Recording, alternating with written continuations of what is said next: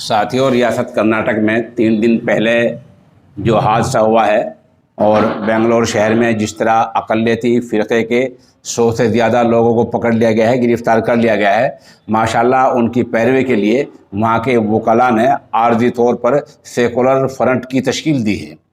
اس secular front میں جناب منظور احمد اور جناب اشتیاق احمد وغیرہ شامل ہیں۔ یہ ذمہ دار لوگ ہیں اور ماشاءاللہ منظور احمد ان میں ملی کونسل کے مرکزی رکن بھی ہیں۔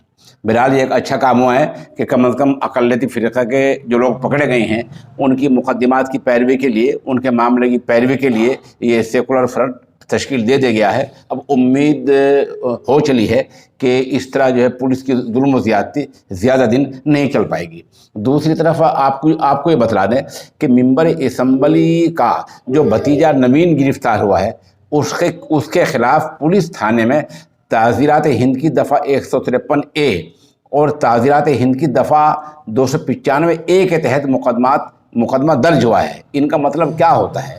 دفعہ 153A کا مطلب یہ ہے کہ مذہب، دھرم، نسل یا جائے پیدائش کی جگہ کی بنیاد پر لوگوں کے درمیان دشمنی بڑھانا، پھوٹ ڈالنا، نفرت پیدا کرنا۔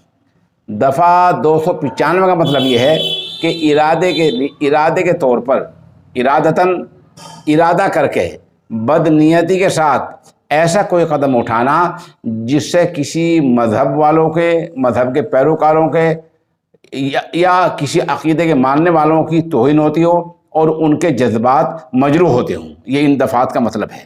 بہرحال کرناٹک میں یہ اچھا کام ہوا ہے کہ سیکولر فرنٹ تشکیل دے دیا گیا ہے۔